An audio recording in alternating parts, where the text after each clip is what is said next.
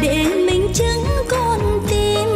Anh hứa đi, anh hứa với em một lời, dẫu chỉ một lời để em vững lòng hơn. Em chớ lo chi, trái tim anh luôn một lòng, không bao giờ lại đổi trắng thay đen.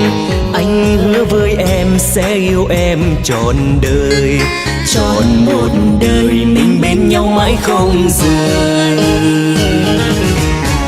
Ôi bao lời đầu môi vẫn luôn thường gian dối, có ai mà tin hết những câu hẹn câu hò. Anh xin thề cùng non cùng ngàn biến khơi, không bao giờ gian dối lọc lừa em ơi. Hai chúng ta dẫu cho này còn nghèo, em chẳng giờ điều gian khổ gieo neo. Anh ước mong sao chúng ta luôn thuận hòa, dẫu đời nghèo mà tình yêu mãi mặn mà.